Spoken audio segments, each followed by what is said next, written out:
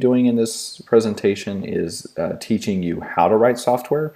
I'm really making the assumption that you already have some experience with that. Maybe you program in another language called C++ or maybe PHP, and you've heard about this thing called JavaScript. You're very interested and you just want to know all the things there is to know about it, coming from a person who already knows how to write software and how to be an effective JavaScript programmer. Another thing that this presentation is for the JavaScript gurus out there who are just looking for a few nuggets. I know myself, I really appreciate watching presentations and learning a few things that I didn't know before. And I feel like there's a big possibility for someone who already knows JavaScript to find these little nuggets within this video. Another thing I'd like to talk about is what will we learn? So we're going to learn all of the must-know items to be a JavaScript developer, and more specifically an effective JavaScript developer. Now there's a lot of videos out there that teach JavaScript theory, some of the underlying mechanics of JavaScript. One thing you'll learn, the deeper you get with JavaScript, it just seems to get deeper and deeper and deeper, and you don't really get to know everything. However, there are a few things that you need to know to really become an effective JavaScript professional developer, and those are the items I'm going to be covering in this presentation. There's also a lot of gotchas with JavaScript, things that throw you off, and a lot of people fall into pitfalls that they read on some tutorial that tells them to do it a certain way, but that actually has problems associated with it. JavaScript is riddled with these type of things, and so I'd like to cover all of the common gotchas with this as well. And also there's a lot of accepted development patterns with JavaScript. One thing that you'll learn is that because JavaScript is extremely flexible as a language, it also opens the door wide open for people to not incorporate the appropriate patterns. And if you don't do that, sometimes JavaScript will punish you. So I want to make sure that I cover all of those appropriate patterns. And last, I'd like to say, why should we learn this? Why would you want to learn about JavaScript, and why would you spend the time? And I think it can easily be stated, and I don't know many people that would challenge this statement, but JavaScript is rapidly becoming the ubiquitous language for the web. It's everywhere. It's not only on the front end now, but it's also on the back end with Node.js.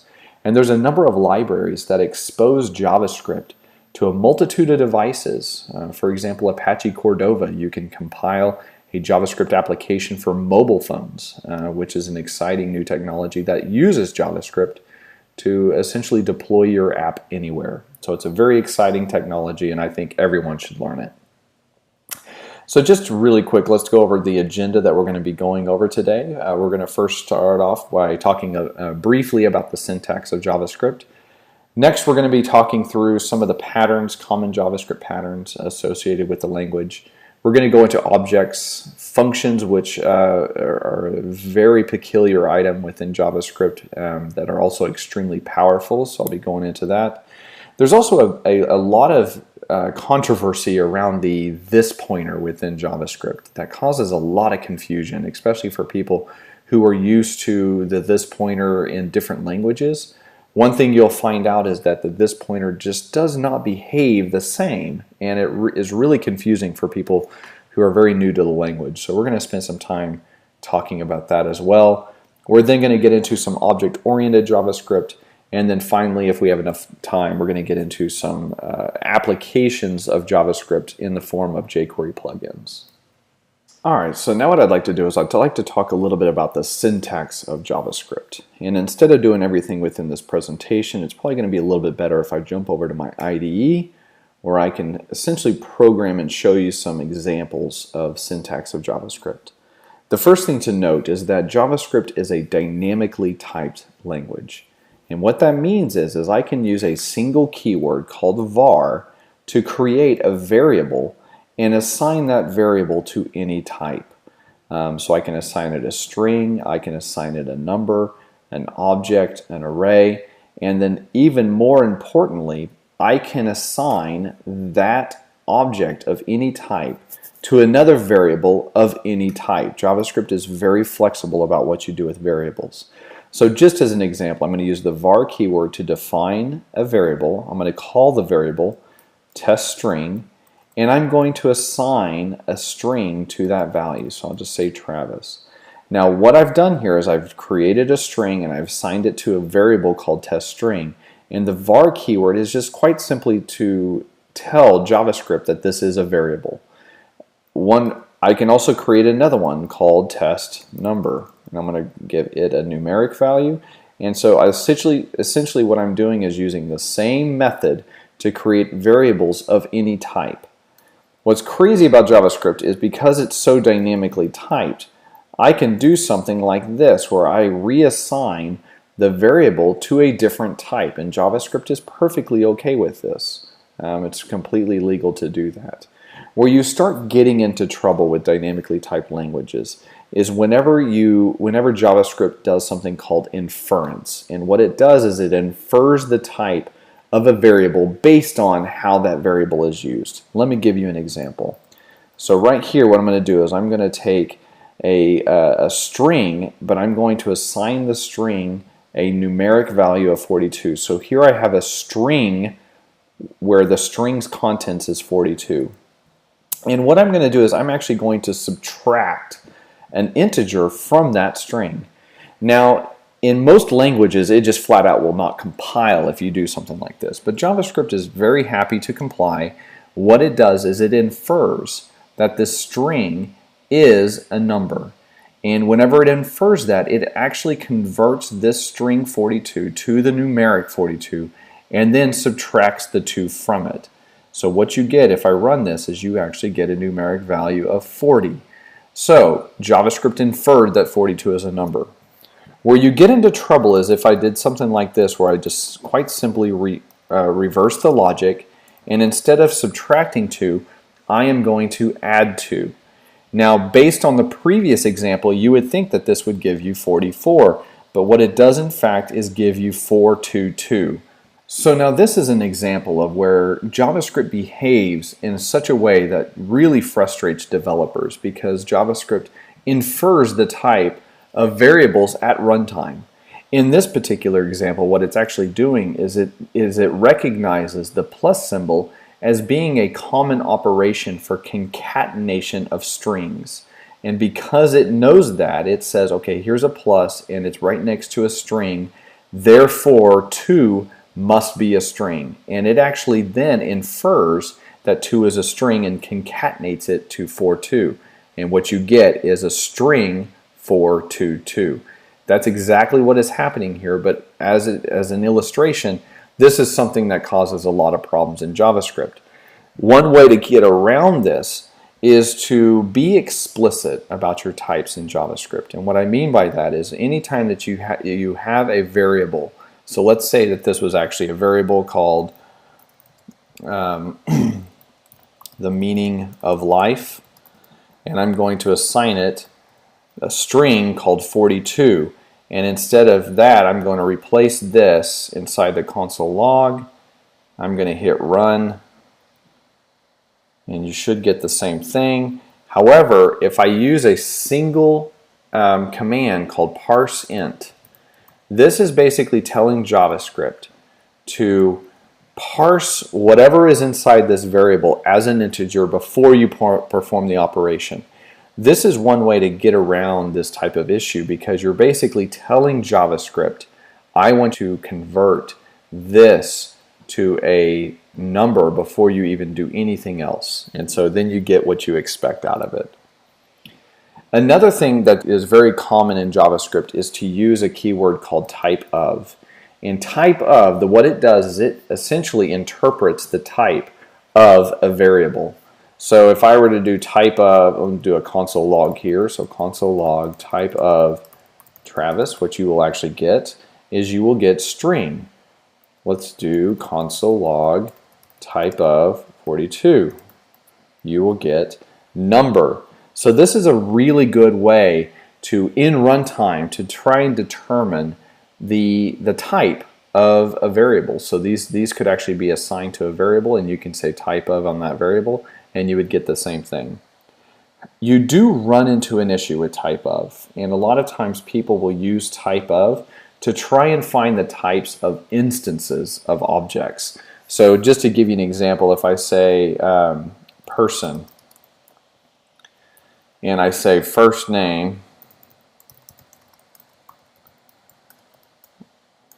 last name. And we're going to go over objects here in a little bit. And then if I did console log type of person, what you would get is you would get what you expect. You get an object.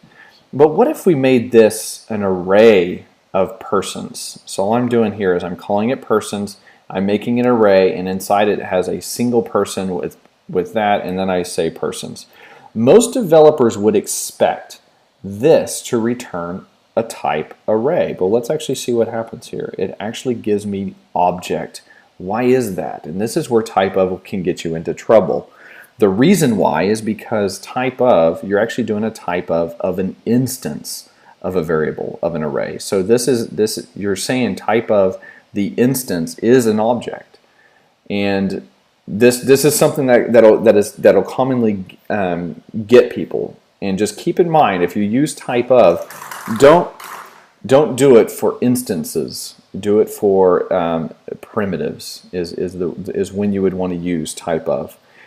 To get around the instance issue, there's another keyword, and that keyword is called instance of.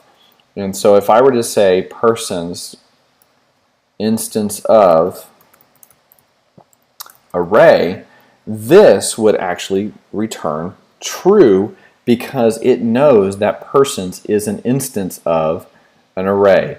So to get around the issue of having type of in instances, use type of for primitives, use instance of for instance variables. So that's a very good nugget for people who are trying to dynamically determine the types of variables. Another thing to mention about JavaScript is that everything is an object, even primitives. And what this means is that I can actually take a string like this and use it as an object. And an object can have properties. And for string, one of those objects is length. So I can determine the length of a string by just doing a period right after the string and saying length. The reason why I can do this is because the string primitive is an object, and on an object I can get to its properties using the period sign. This also works for functions, which will blow your mind whenever we get to that point in the presentation. So another thing to keep in mind with JavaScript is everything is an object, even primitives. Let's move on. So the next thing that I'd like to talk about is using patterns within JavaScript. And the reason why I want to focus on this is because JavaScript is so flexible that it gives the developers many different ways to solve a single problem. And while this is very good from a flexibility standpoint, it's somewhat of a negative if you as the developer do things in a certain way that are not typical convention for what other developers are doing. And it makes your code hard to read from other developers, but it also, if you do things in a certain way, causes problems within your software. So there are a bunch of references online with patterns within JavaScript. These URLs are ones that I highly recommend that you visit and read up on. I'm only going to give you an example of some patterns in JavaScript. The easiest one to talk about is creating objects. So I can actually create an object pretty easily in JavaScript by creating what's called a new object. And because I created a new object, I have access to create properties on that object. So I'm going to say first name, Travis, person, last name, Tidwell. And then I'm just going to do a console log of that object. And you'll notice that this is perfectly fine. And in most cases, this is fine. You run into an issue, however, because with new object, if you use that same convention with other types, there's a problem here. So just to give you an example, I'm going to create a new object, which is going to be an array. And inside the array, I'm going to add multiple entries. So 22 and 24. And then I'm just going to do a console log of that array. And you'll notice that here I have an array that has two values in it. One is 23, one is 24. But what happens if I just remove one number here? And so essentially saying, okay, now I want to create an ages array that has just 23 in it. If I were to do a debugging that, instead of getting what I expect, I get an array with 23 empty entries, which is something that is that is very difficult to understand from a developer and actually presents what's called an anti-pattern. And so using arrays in this way, or even creating arrays in this way, is not considered best practice.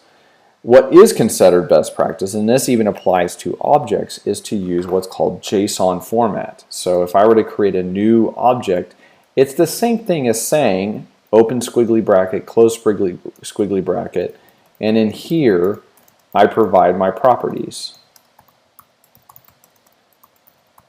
Now this is essentially doing the same thing as new object. In fact, it's very important to understand as a developer that whenever I declare an object this way, it really is using a new keyword in the background, and it's creating a new object and assigning the properties as first name and last name.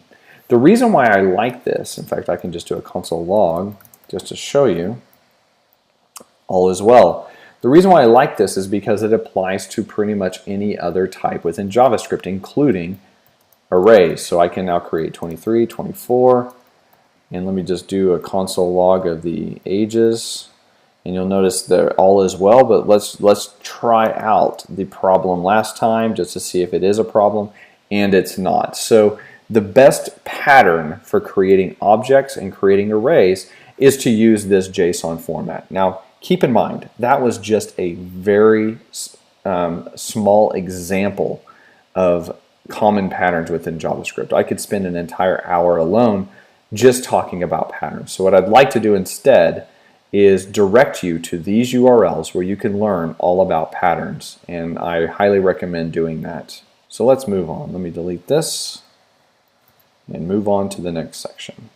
So the next thing that we're going to talk about is we're going to talk about objects within JavaScript. And objects are very, very important because pretty much everything within JavaScript is an object. And to define it easily, an object is an unordered collection of key value pairs.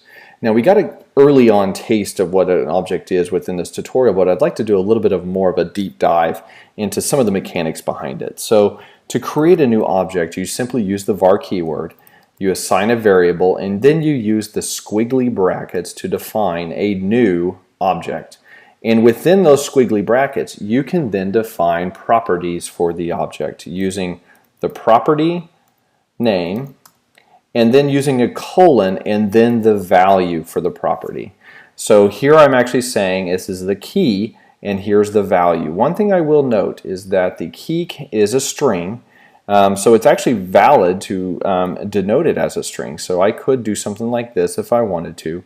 However, proper convention says to leave out the quotes because it's more object-like, and it is also a little bit easier to use whenever you're declaring those properties within dot notation. Speaking of dot notation, once I create an object, the way that you get to this property is to use something called dot notation. And the way that works, so let me just do a console log real quick, is I can type the name of the variable, which is the object, and then I use a period. The period is dot notation, and it basically says I want to access a property within this object. So then if I just type first name and run this, what you'll see is it actually prints out what I expect, which is the value of first name. Now I can also add other properties to this person, such as last name, and even then when I run this, it's only going to be accessing the property first name because that's what I explicitly provided within here. However, I could create a first name last name by appending a space and then doing last name, and then when I run that, you'll see that because I have access to both properties, I can pick and choose how I want to format it using string concatenation if that applies to the properties. Another thing to note is that the values within an object can be anything. And what I mean by that is right now we're using strings, but these could easily be functions. So like if I said, created a method called getName, I could actually provide a function, and that function can be the value of the key called getName, and I can access it this way. So if I were to say return this first name, this last name, and we will go over the this pointer here pretty soon, I now have access to that function, and it essentially does the same thing, but I'm essentially accessing the getName method within the person object. So here we have a key, and the value is a function. Another thing that you will commonly see is the value is another object. So in this case, let me do an address property. So here's the key. The key is called address, and I'm going to create a value which is another new object. So here I'm just going to say zip street. And so now at this point I have an object within an object.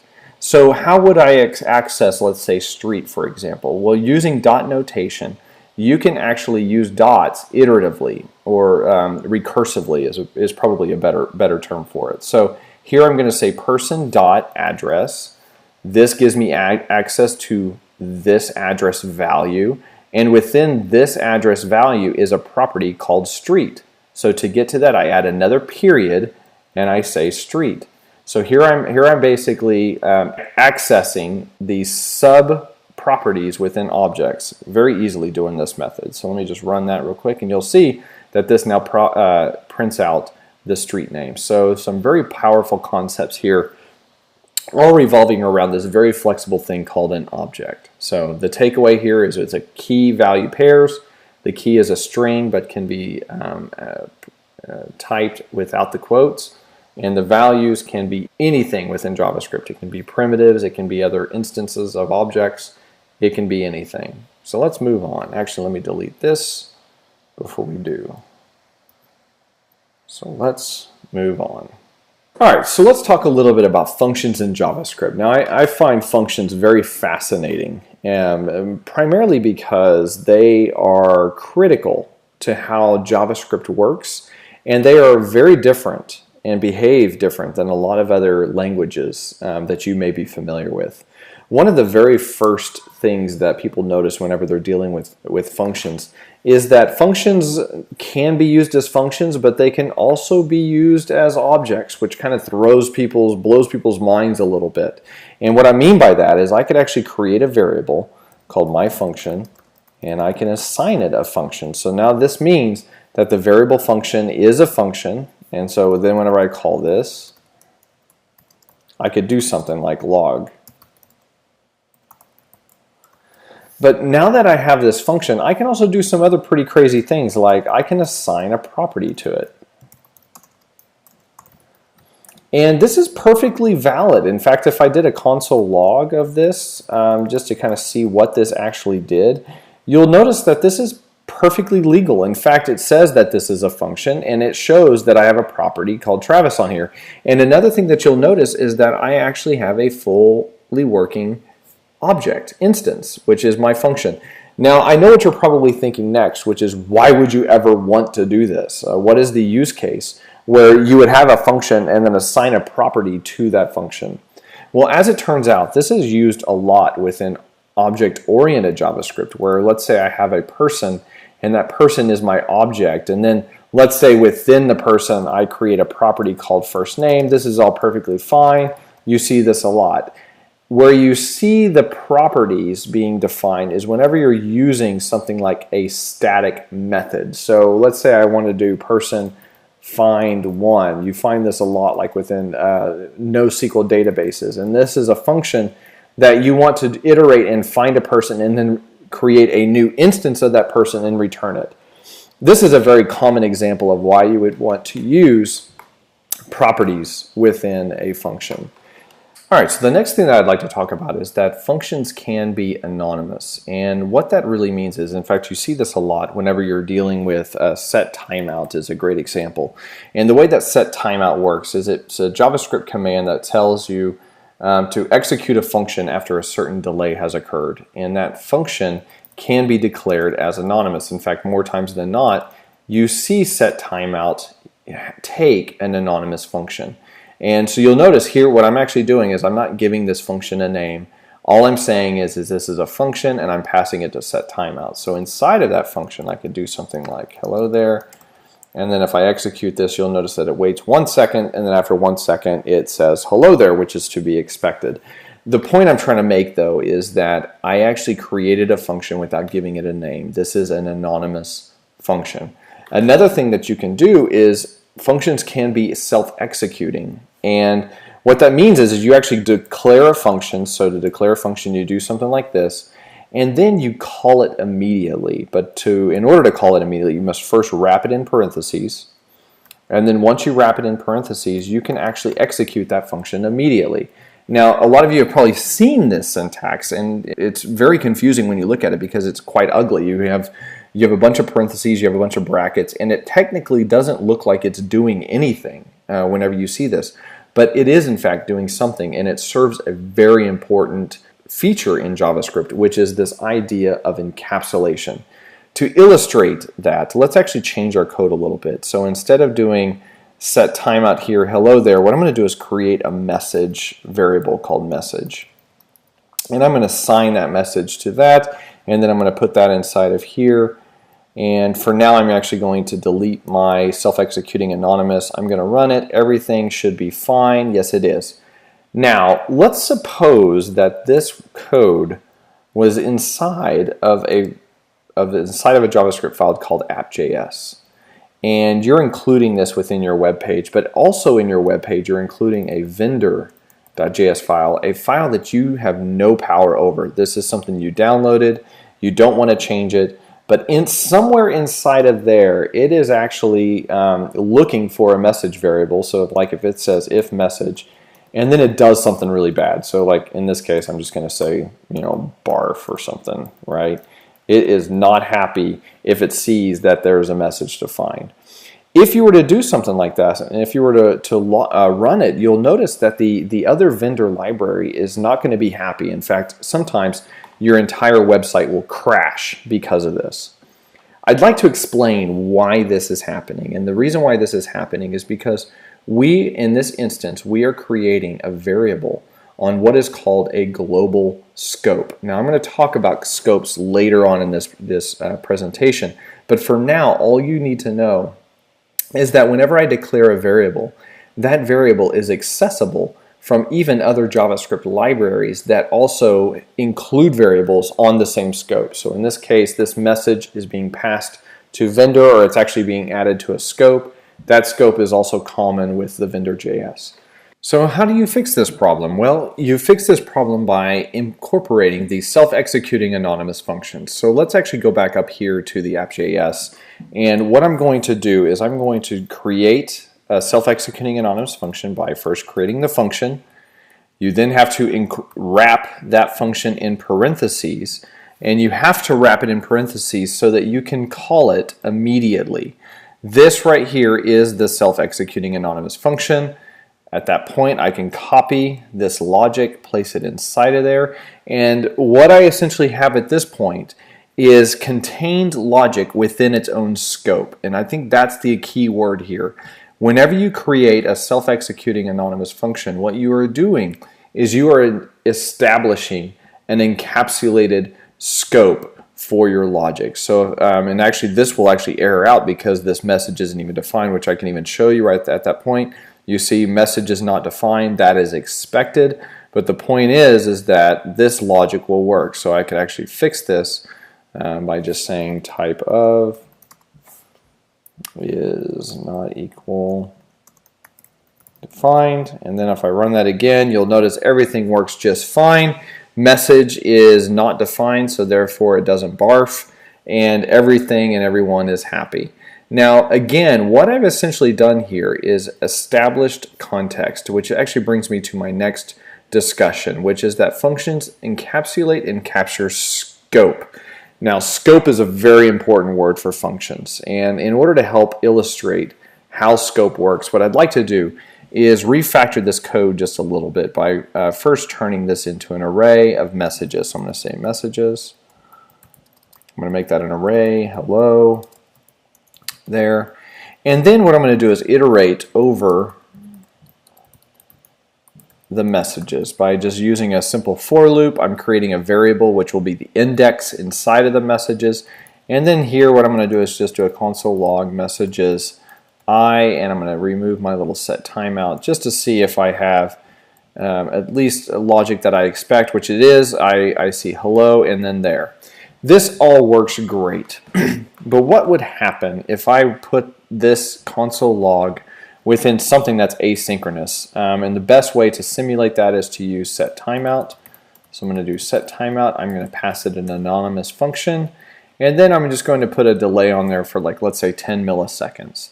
And then I'm going to copy my console log and I'm going to put it inside of that set timeout function. Now, what most people would expect to happen in this situation is they would expect it to still say hello there. They would just be delayed from each other, 10 milliseconds away from each other. What really happens, though, in fact, is something that baffles a lot of people. So if I run this, what you end up getting is it prints out there twice. It doesn't say hello there. It actually prints out the last one, but it prints it out twice.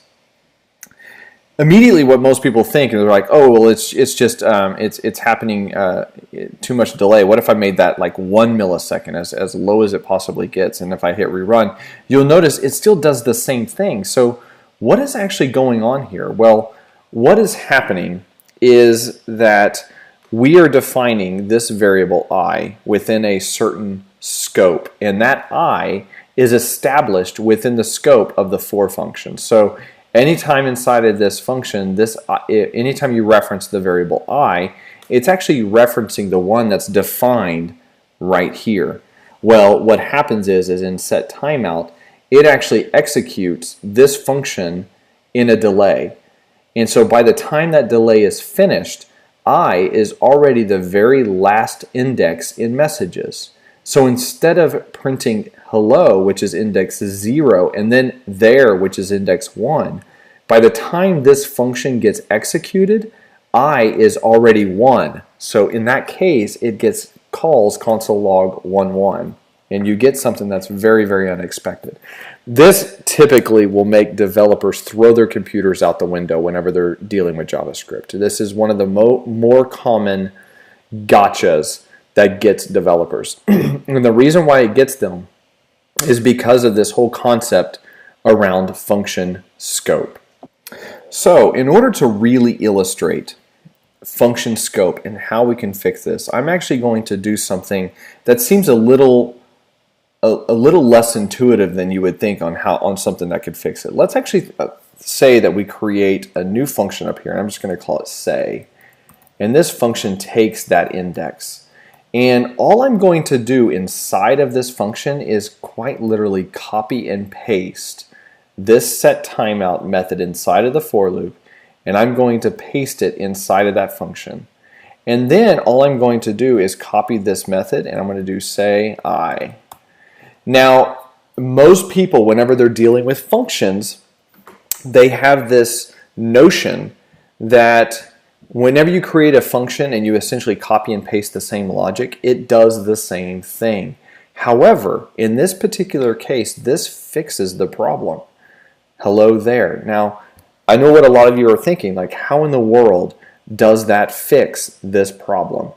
The reason why it fixes it is because whenever we call say and we pass in the variable I, this I is handed to this function and establishes a new scope for this variable. So it's almost identical to us creating a new variable within this function scope and assigning it there, so that by the time that this set timeout is called and executed, this I is no longer referring to the for loop I. It's referring to the I that was passed into the say function. An easier way to really illustrate this is to just give this a different variable name. So we'll call it index. And then instead of I, we'll just say index right here. This illustrates it a little bit better because now we're creating a new variable name. And that variable essentially captures the context of I at the point it's executed. So in that case, it actually works. So this is a very powerful concept inside of JavaScript, and it's this whole concept of scope and encapsulating and capturing scope within functions.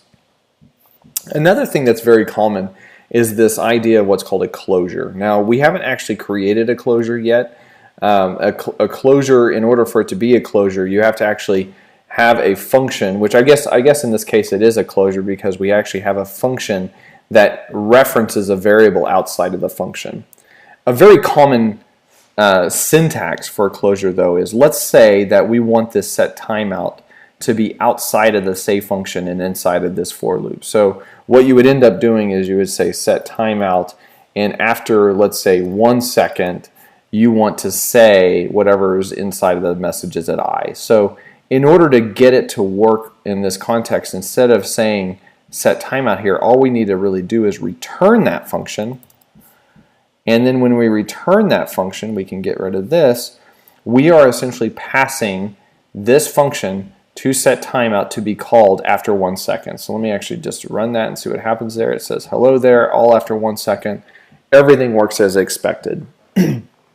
What I've done here though is I've created a very common pattern for a closure.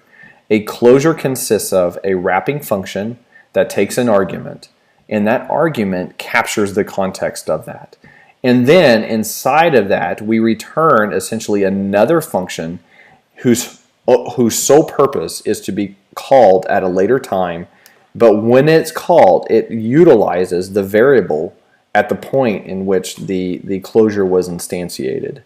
So this is a very common pattern for closures in JavaScript. It also segues very nicely into the next section, which is called the module pattern.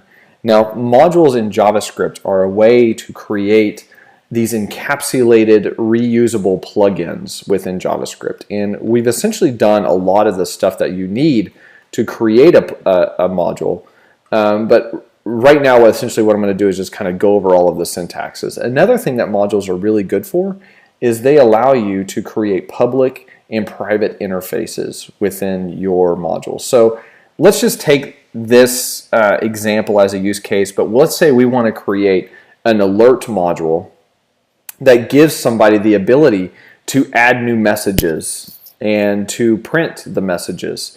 So essentially what we can do is we can keep this messages array as it is, although instead of defaulting messages to be in there, we're just going to make it an empty array. And then essentially I'm going to delete all of this logic for now. So then what I'd like to do is I would like to be able to create a module or a class called alert, and it basically gets the public interface of this message. So here I'm doing a self-executing anonymous function, but inside of here I'm not returning anything. So if I were to execute this, alert would be nothing because it's assigned to whatever is returned from this anonymously executing function. Nothing's being returned, so it's not going to be anything.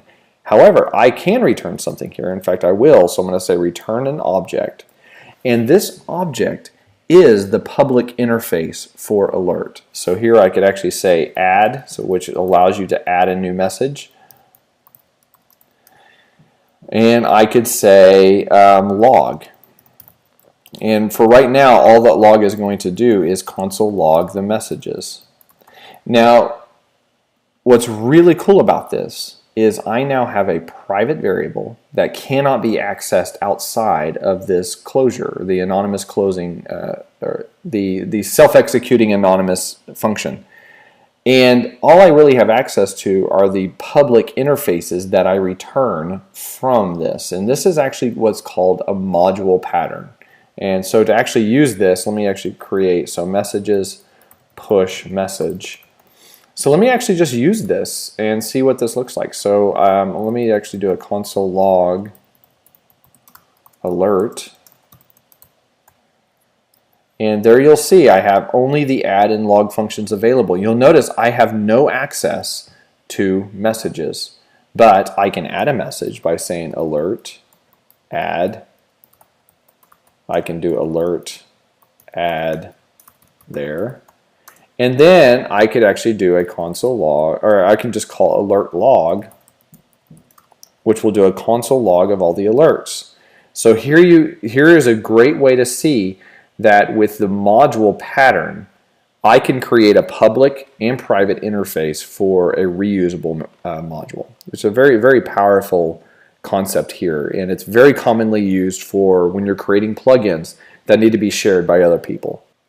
This also segues very well into what is also called the Common JS module pattern. And Common JS is used primarily within Node.js. So if you're doing a lot of Node.js development, you will see this, where essentially what you're doing is you're assigning the class interface to a variable called module exports, and then using that within an external file.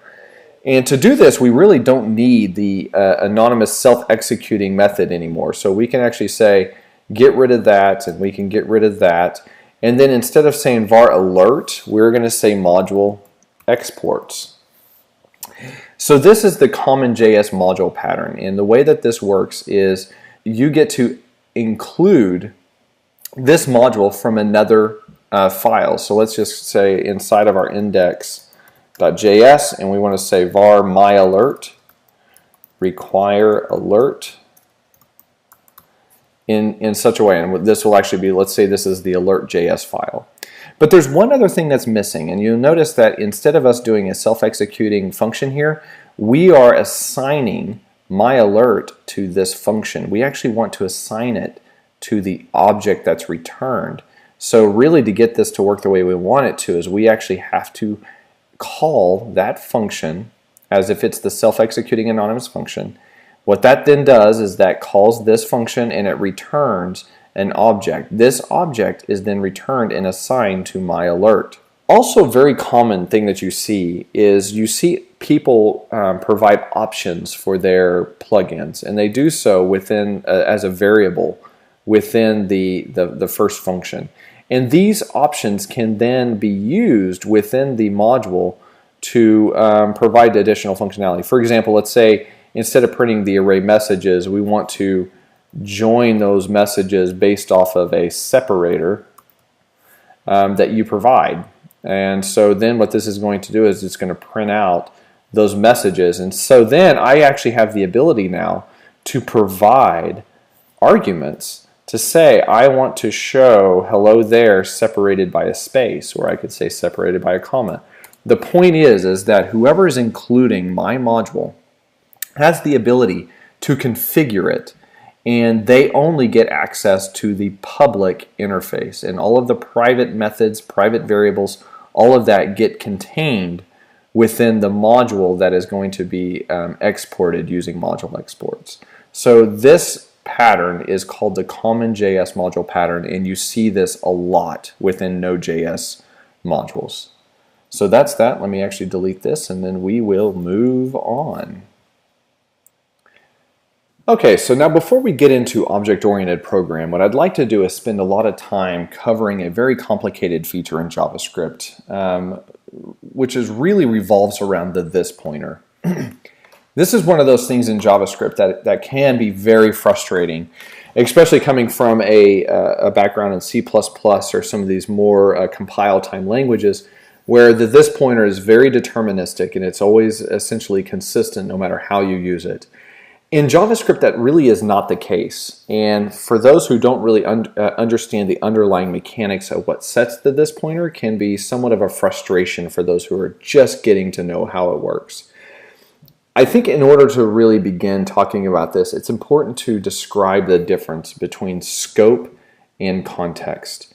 And this is something in JavaScript that is absolutely critical, and in fact, a lot of people get it wrong. Being very critical of myself, I have a previous video on JavaScript Essentials where I in fact got this wrong. So it's a very common thing to happen. But what I know is critical is that it's very important to understand the difference, so that whenever you talk about context, you always refer to it in a consistent way, and that helps you understand it. So scope is actually pretty easy. We've actually been dealing with scope up until this point. Scope is defined by functions. So anytime you create a new function, within that squiggly brackets of the function declaration is a new definition of scope.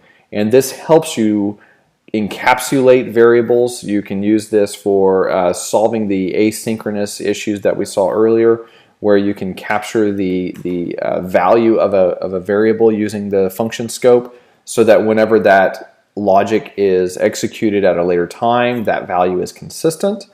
That's pretty easy. When it comes to context, though, this is where it gets a little bit more complicated because context always refers to a new object, and it's always interchangeable with the word this. So anytime I say the this pointer, I also mean context.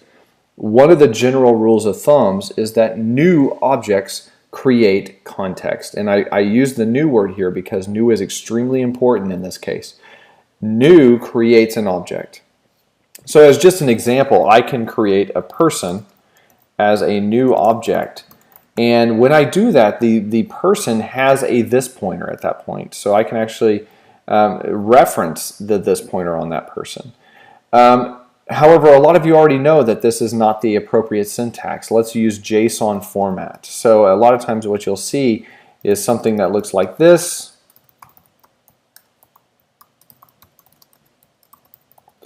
And you'll see an object that is created, and a lot of times within this object it will refer to itself as the this pointer. Because this is an object, keep in mind this is the same thing as saying new object. Because we did that, person will have a this pointer, and you can reference the this pointer within the actual object itself. So let's say I have a get name here, and inside the get name I just want to return this first name and this last name. So here I'm essentially, because I'm a new object, because I was created with the squiggly brackets, I now have access to my this pointer, and I can reference my own properties using this. That's a very important concept to understand about scope and context. Where it gets really complicated is how this is assigned, and a lot of people, I think this is the one sentence that a lot of people get wrong. You'll hear very common people say that this pointer is assigned to the object that owns a method. So in this case, I have a method called getName. Person owns that method, so therefore the this pointer inside getName actually points to person. This can actually get you, and it gets you, and it really shows itself. For example, like if I were to do console log person getName, and if I were to run this, I have to actually call it. You'll see that that works just fine. Where this will get you into trouble, in fact, let me actually just change the way that this works just so that to easier illustrate. I'm going to say name, and I'm actually going to put the console log inside of the function. So I'm going to say console log say name. I'm going to change this to say name, and in this case I don't need console log. And if I run this, you'll see that it says that it does the same thing. What would happen if I put this inside of a set timeout? So I wanted to say name after 1 second. This is where people start getting into trouble when it comes to the this pointer. And how they get into trouble is that they expect the this pointer to point to person whenever this method gets called, because hey, guess what? Person owns the say name method. Well, if I run this is where people get really frustrated. Now I see undefined, undefined.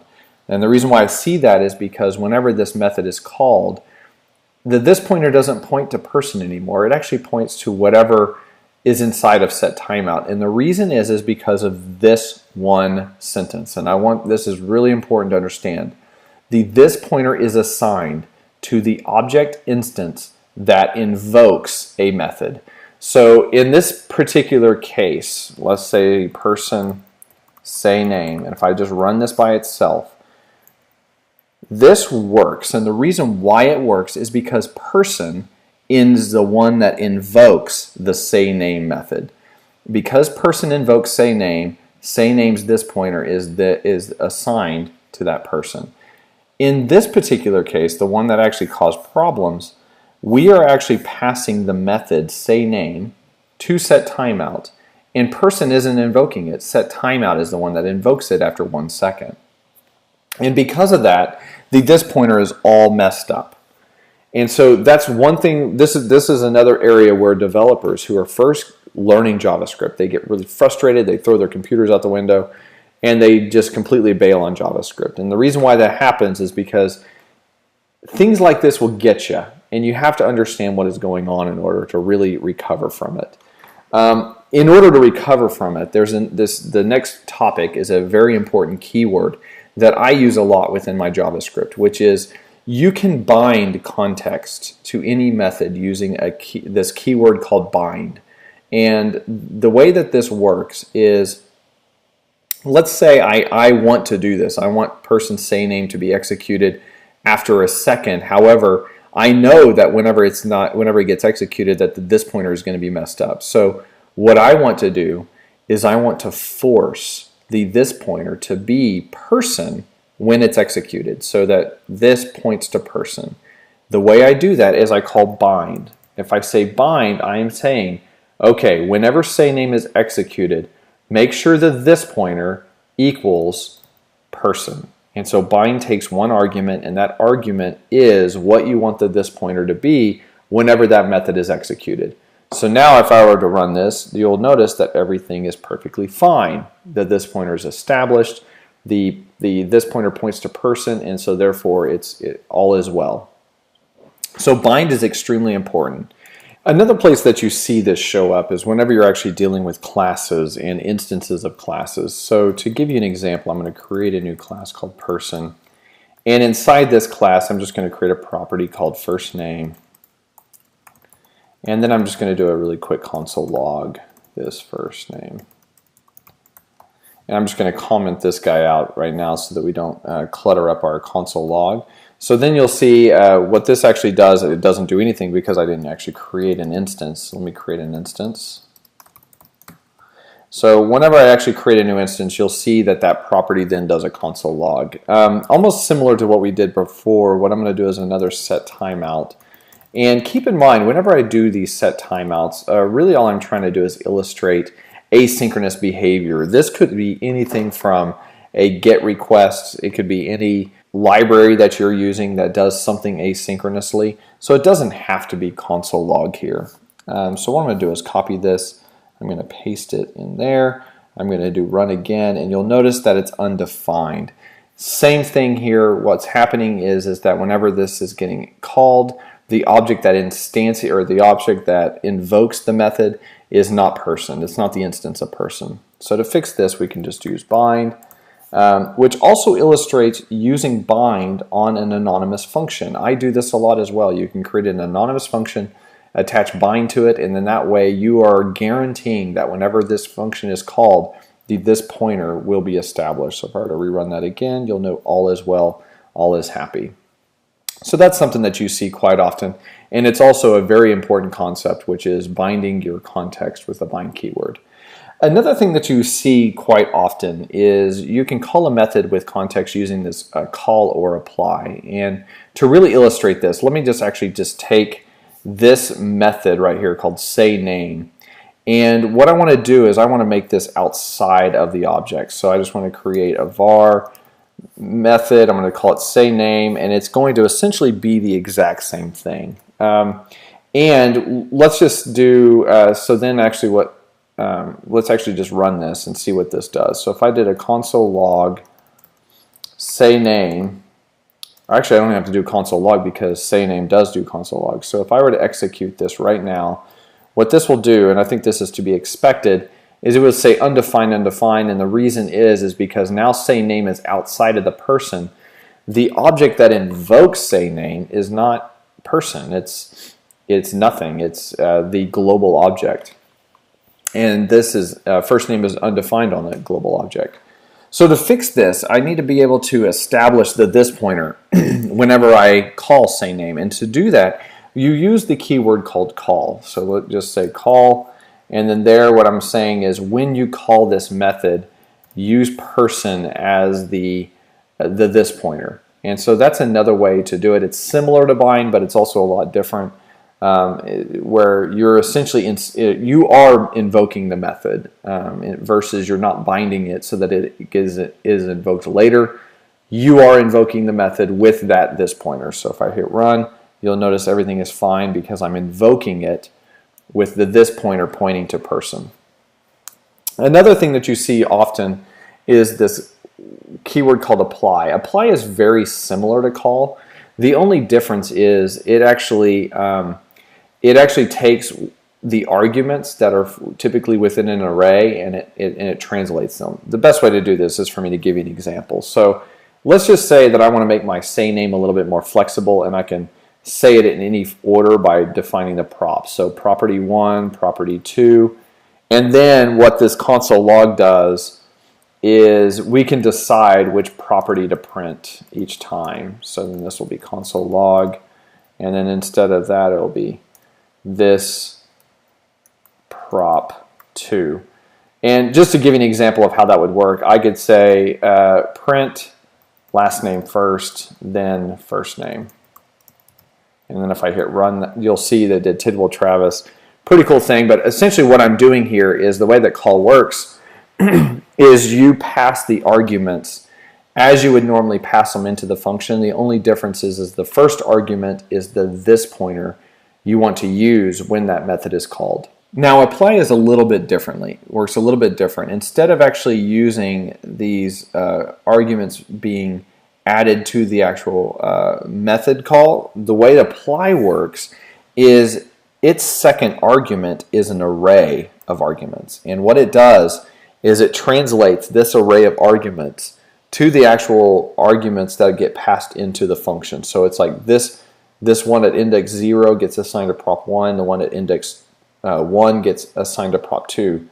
So then if I hit run, you notice I get the same thing, but I could change this to first name, and I could change this to last name, and essentially now it says my first and last name in order at that point. So with that said, there's really 3 methods you need to know. You need to know bind, what it does. It binds the this pointer so that whenever the function is triggered or invoked at a later time, the this pointer is established. There's call, which invokes the method immediately and establishes the this pointer and translates the and directly translates the arguments. And then there's apply, which works almost exactly like call. The only difference is you use array syntax. You typically see apply whenever you're dealing with functions where the arguments are not specified. So you could say call order like this, and you could say, and instead of this it would be arguments. Oh, this needs to be var. And so then this would just be arguments. And so then if I just said call order, first name, last name, the arguments are actually going to be an array, and it all still works because essentially what I'm doing here is I'm passing arguments. Those arguments are passed here as an array, and that array is getting translated into the setName method. So it's a really, really neat capability there.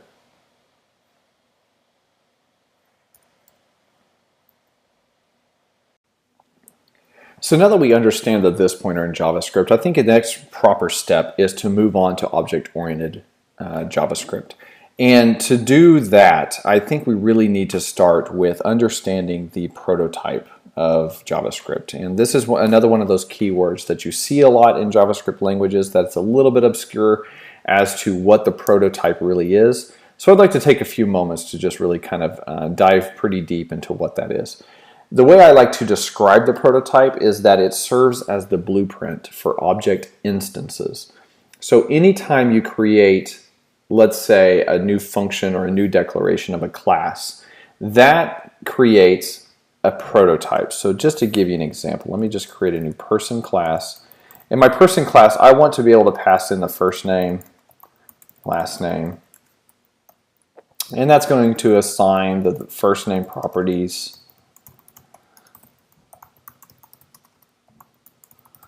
And the class is actually declared as a function. That's one of the very first things that I'll talk about, is that whenever you're declaring a class, you're essentially creating a function. And you notice that I used a capital P in person. The reason is because this is the class name, and the class serves as the prototype or the blueprint for instances that are created.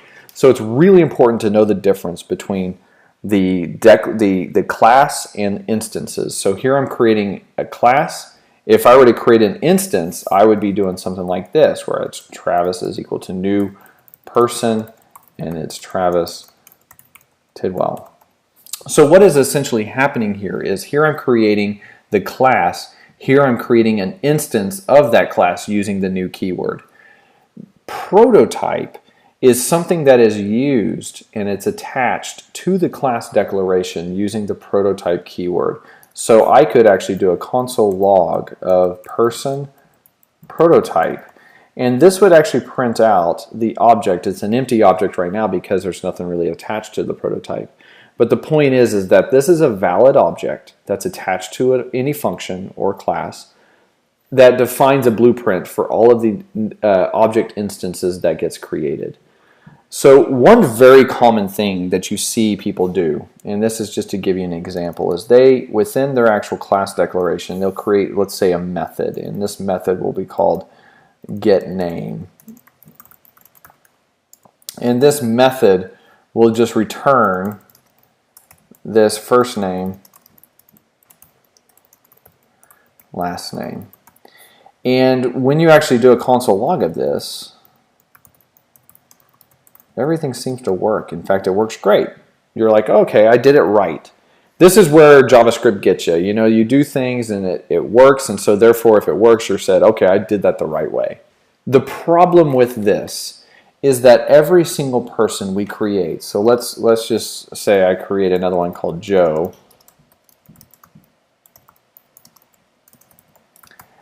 Every person that I create will essentially get their own instance or their own version of the getName method. And the reason is because when I'm actually creating new, I'm calling this function. This function is called, and this getName method is getting created every single time. This is where prototype comes into play. Prototype allows me to say, okay, I want to create this method on the getName, but I want all of my instances to share the same method. I don't have to redeclare this method every time. So what I would rather do is create a blueprint, and that blueprint includes a method called getName. So to fix this, it's actually fairly simple. All we have to do is we just go person, prototype, and then next to prototype, we can just copy this method right here, and everything else works the same. And now I can delete this, this method. And so essentially what I'm doing here is I'm saying the getName method is part of the prototype, so that whenever I create a new instance, this getName is actually allowed on that prototype.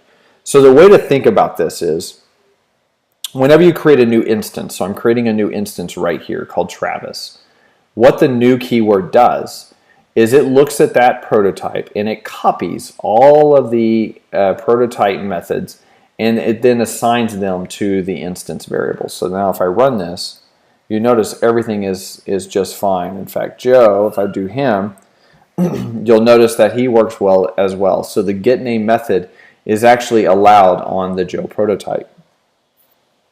So this is really important for JavaScript, especially whenever we start talking about inheritance, because inheritance, the way inheritance works is it uses that prototype to extend the blueprint, the original blueprint. So let me just give you an example. We're going to create a new class here, and it's going to be called employee.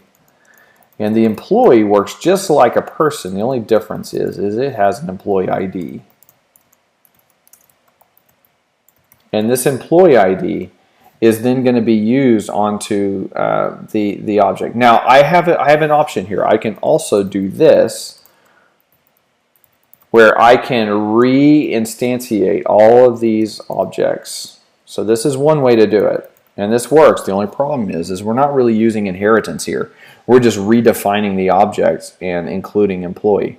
What I would rather do is use object-oriented principles to where I get the way person works, and I get all of its prototypes as well. And so the way that you can do that is you can assign the employee prototype. So I can say employee prototype, and what I'm going to do is I'm going to copy the person's prototype and assign it to the employee. And to do that, use object create. And what object create does, it's similar to new. The only difference is that you don't actually have to instantiate the constructor function. So it's not actually going to call the person constructor. It's just quite simply going to create a new object of whatever I pass in. And I am going to copy the person's prototype. So right here, what I have done is I have copied this getName method, and it now belongs to the employee prototype as well. There's one problem here, and the only problem is that whenever we do this, we are essentially overriding another special property in JavaScript called constructor, and that looks a little bit like this, prototype. So as of right now, this right here, this prototype constructor is assigned to the person constructor because the person constructor is part of that prototype. It's copying it all over. We now have, anytime we do new employee, it's not going to call the employee constructor. This is pretty easily fixable. You just reassign it to the employee method. So here we're saying, okay, reset the employee constructor to the employee. So a lot of times you'll see this being used in object-oriented, but that's essentially what's happening here. You're copying the prototype, resetting the constructor. And then now inside of our employee class, we have the ability to call, using the call method that we just learned, of the person, and then providing our own argument. So I'm going to say person call. I'm going to use this pointer for the employee, and I'm going to do first name, last name, because this accepts first name and last name. So what I've actually done here is I'm actually calling this person with the this pointer, and then after here I'm going to say employee ID is equal to employee ID. So now essentially what I've done is I've created a new class. So I could say var Travis new employee, and I could say Travis as well. Let's say I'm employee number ID 123. And if I did a console log Travis get name, you'll see that this still works. Travis did well. That's great. What if I just do a console log of the Travis? I'm just curious to see if I'll get that employee ID, and sure enough, I do. So I am extending the employee, and I'm also providing the properties from person. Let's say that we want to override the getName method and provide our own the employee attribute. And so you see this a lot within object-oriented. You call the superclass, and the superclass triggers the super method, and from there you can extend your own. Well, you can do that in JavaScript too by just defining that prototype method. So employee prototype getName. And then what I'm going to do, what I'd like to do is just work the same way that this works. The only difference is I want to append or prepend the employee ID next to it. So what I'll do is I'll say return this employee ID plus, I'll do a colon there to kind of separate it. Now I could just copy and paste this if I wanted to. I could do this. That's fine. That's allowed. The other option is that I can get the parent's version of it. So let me just actually assign that to a variable. So we'll say person name equals to the person prototype get name. I have to call it with my this pointer and then assign that to the person name. And then what I'm going to do is I'm going to add that right there. So this is a very, very common pattern you see within object-oriented, so that you can call your superclass and make sure that the superclass has their play in your object-oriented code. So now if I did Travis get name, what you'll see is that I have my employee ID, but then also I get my regular ID, which comes from this person get name prototype. So here we essentially have object-oriented JavaScript using the prototype as well as the inheritance and object create. So another thing that happens a lot is you can create what are called module classes, which essentially combine the module pattern with object-oriented programming. And the way that this works is very similar to what we were doing with JavaScript. The only with the module pattern, the only difference is instead of returning a new object instance, we return a class. So the module pattern works by creating an anonymously executing function like this. So let me just say var person.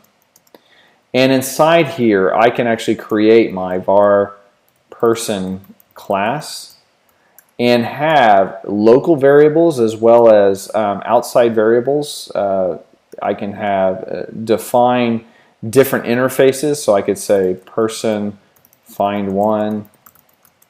All of these things can be exposed, but I also have the ability to create local things like num persons, like would be a really good example. So I can keep track of how many people are being instantiated using a variable that's contained within my anonymously executed function.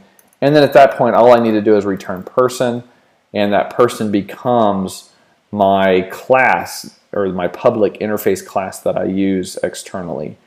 So this is actually a way that you can combine the module pattern with classes to create a very encapsulated module, which is your class, which is another really good pattern to use.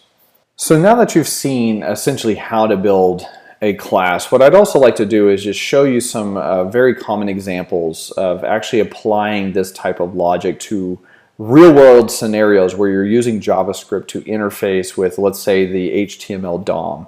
To do that, within my presentation, I've actually created some helpers that allow you to easily see some fiddles where I actually can create JavaScript buttons using object-oriented. So to make this actually look a little bit easier, what I'm going to do is open up this fiddle. That'll allow you to see how this works, where I'm essentially creating a class, and this class I'm then assigning to a JQuery button. So you'll see how what this does is this actually adds some classes to the buttons and using object-oriented JavaScript here, and I call this a init method. Some more complex examples of this would be, so let's say that I wanted to extend the class. So let me actually open up this fiddle real quick. And the way that this works is I'm essentially using class-based inheritance to create a different kind of button, which would be called the crazy button, where if you hover over it, it basically ignores, like runs away from your cursor, which is just something kind of fun to play with, to see how you can create business logic around DOM elements pretty easily using inheritance. And so that's another example that you guys should definitely check out. And then last but not least, what I'd like to talk about is using this into a jQuery plugin. And so the way that this works is, let me actually open up this fiddle to just show you. It's essentially the same fiddle, OOF95ER4, and it's version 13.